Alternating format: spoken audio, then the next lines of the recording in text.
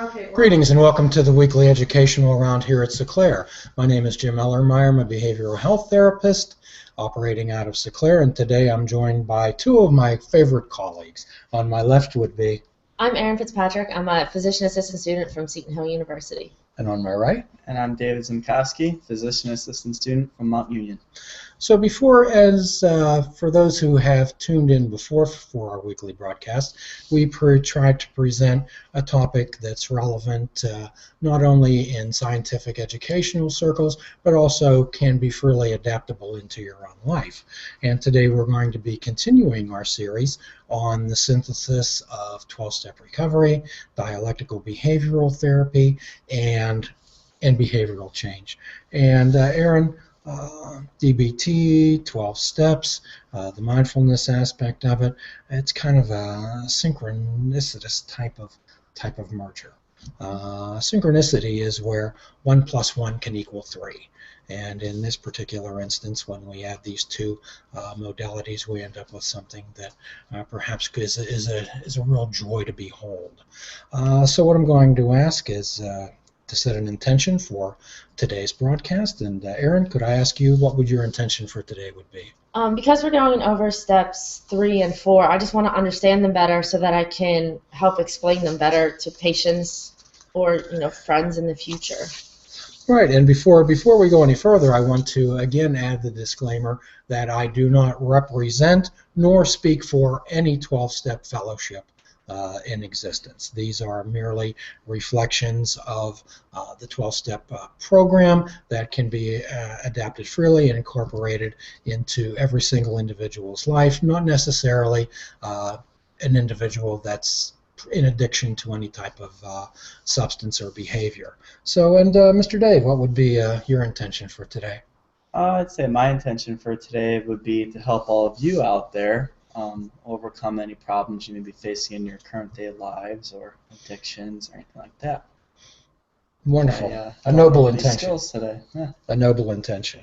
So what we're going to do, we're going to start. Last broadcast we did steps 1 and steps 2, and if you'd care to go back and review them, you can always go to www.seclair.com, go under the blogs. You can find all of our broadcasts on there, or you go to YouTube, iHeartRadio, or wherever the magic medium will take you to. So step 3 is made a decision to turn our will and our lives over to the care of God as we understood the Creator. And what a lot of people misinterpret that as is that we give up free will. However, incorporating dialectical behavioral therapy into that particular step, we incorporate the use of wise mind. And you've been here for a bit. Erin, could you possibly tell us what your conception is of wise mind? What my belief of wise mind is there's 2 parts of the mind that you use. It's either the rational mind, which is your logical thinking through a situation, gathering all the facts and just kind of looking at the situation that way. And then you have the emotional mind, which is more your emotions towards the situation, like anger, fear, like sadness. And the wise mind is when you can look at a situation using both of those minds together. You can be rational and logic about it, but also emotional about it as well. Absolutely. Very, very, very good explanation. Well said. Well said. So in an emotional mind, emotions are wonderful. They color our world. They're our internal barometer. They're the rainbow of our lives. That's how we give information and receive information from different people. However, when we operate strictly out of an emotional mind, we quite often act impulsively, and we react rather than respond. Dave, I imagine you've been at a grocery store where there's been a 3 or 4-year-old in line at the cashier. Yeah. And I'm going to ask you, where do they put the sweets and the chocolates or the nice shiny flashy stuff? Do they put it at your height? Definitely not. So I remember being a 4-year-old, and they definitely put all the candy right at eye level of 4-year-olds. Right, and the marketers have mastered psychology. So I would suspect, Erin, that you've also seen some fairly emotional scenes at the checkout line. Oh yeah, kids with temper tantrums screaming, "I want this piece of candy or that piece of candy," and their parents are like, "No, you can't have it." and that can be a stressful situation, and sometimes there can be some impulsive choices and some rather poor choices. So then we turn to a rational mind, and I'm going to date myself a little bit by talking about Mr. Spock and the human computer, the logic, live long and prosper, as my friend Mike just mentioned to me. And so let's using a strictly rational, logical mind, and we need these things. We need it to balance our checkbook. We need it to make executive decisions. We need it to make logical choices in our lives. However, if we don't incorporate some emotion into there, so Aaron, Dave, and I sit and we make a rational decision to feed the starving children. We make a rational decision to feed the starving children. However, without allowing any emotions to play into it, we spend the next 6 months trying to decide whether to feed the boys first or whether to feed the girls first. Where if we would have played some emotion in there, it would have been first come, first serve. Let's just feed the children. Right. So the idea is how can we incorporate a wise mind view into our life, given the fact that developing a bond and a relationship with a higher power, with the Creator, and again remembering that a whole lot of the purpose of these 12 steps is for ego deflation and to remove the bonds and barriers that remove you from a bond and a connection and embrace with a higher power in your life. And I'm sure that both of you have heard Dr. Chaudhry mention frequently about the need for a spiritual type of connection, a spiritual foundation, a spiritual base to a person's life. Could you comment on that, Aaron? I know a lot of the times when Dr. Chaudhry talks about it, he talks about like the physical person and then the spiritual person, and if those two aren't connected, then you're going to have something's going to be off. And a lot of the times, if you don't believe in a higher power, that could really set you out. Be kind of a lonely life, wouldn't it? It would be, yeah. A lonely life. And how arrogant or egotistical would we be to believe that we're the end all and the be all, that we're the highest form of evolution? Would you say that we are the highest form of existence, Dave? I'm not so sure. I think there's still a lot out there that we don't know about exactly. Well, sure. And in 12-step recovery, those first 3 steps are known as commitment steps, where we make a decision. However, it's action and effort, as we discussed last week.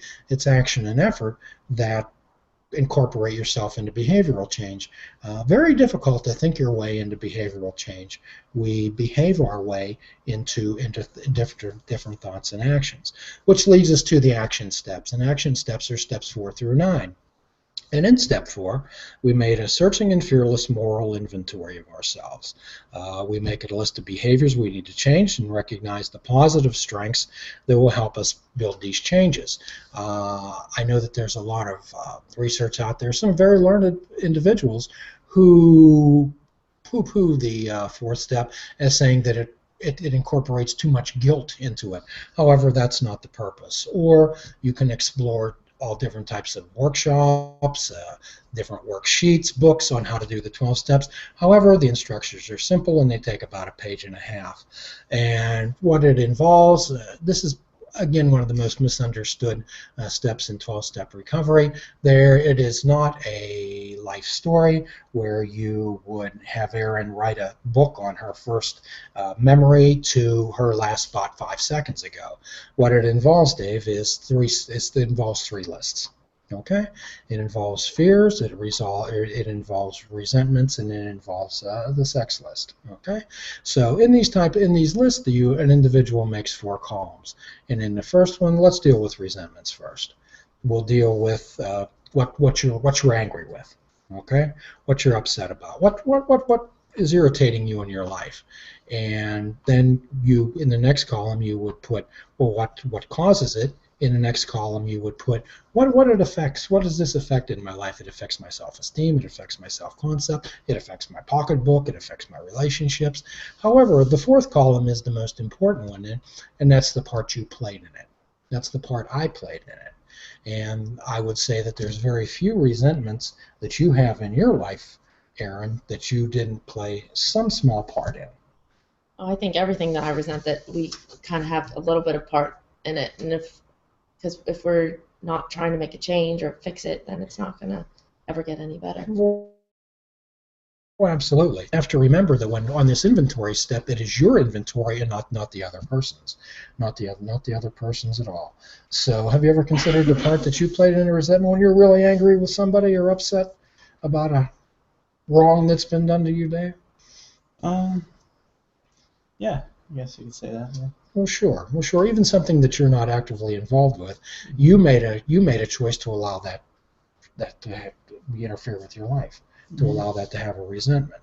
So, and then we move to fear, and again, fear is one of the most misunderstood ones. Also, you can be either afraid of bunny rabbits, you can be afraid of the dark, you can be afraid to be alone. Many for fear of dying, many things, but the fear that most people leave out of this particular list is the fear of being found out. And every individual in their life has something that they've either repressed, forgotten, or so skillfully hidden that they would never want to be brought to the light of day again. Never, ever, ever. And it may not be significant to someone else, Aaron. However, if it's that to you, then it's very significant, and that's called carrying a big stone around with you. And Dave, it's our secrets that keep us sick. And sometimes our secrets are like vampires. What happens if you expose a vampire to the light? It burn up. It dissolves, doesn't it? And all these secrets. How have you ever carried around a secret, Aaron? Oh, yes. How much energy does that take? It takes a lot of energy. And were you ever concerned with somebody finding out? Oh, all the time, yeah. Well, sure. And the thing about the truth is that you only have to say it once. You only have to tell the truth once. And it certainly improves your memory.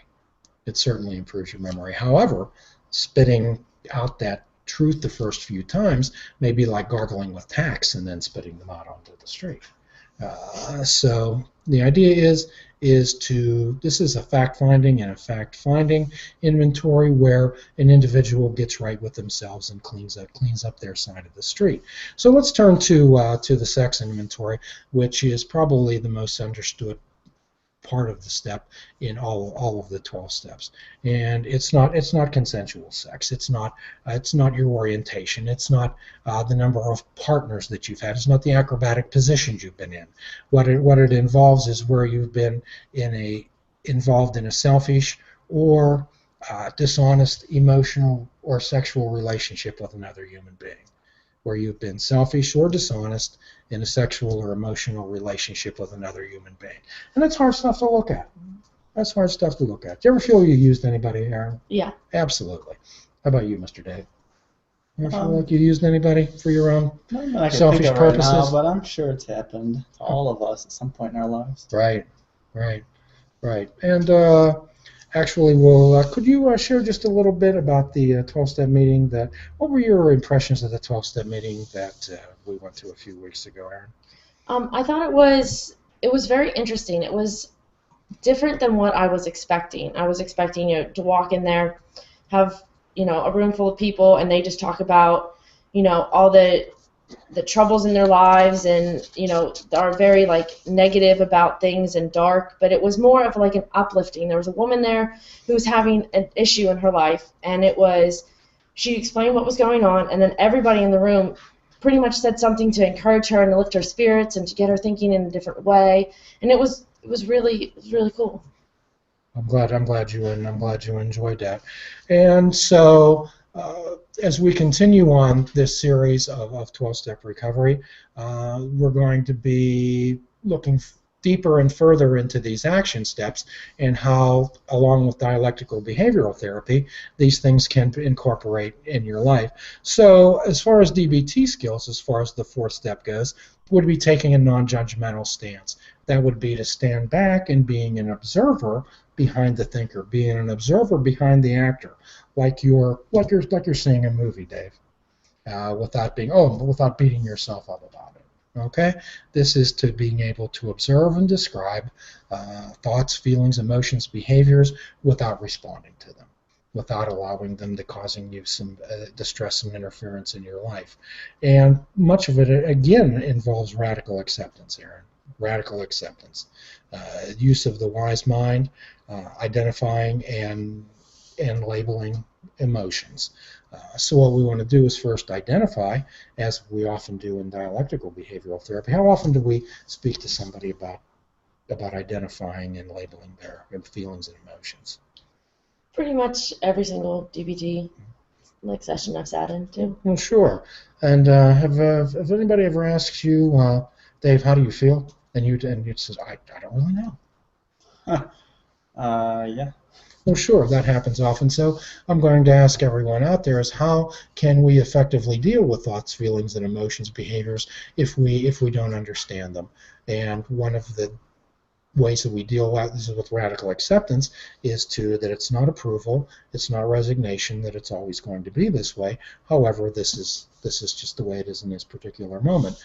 And until we accept something, there can't be any positive change. There can't be any positive change.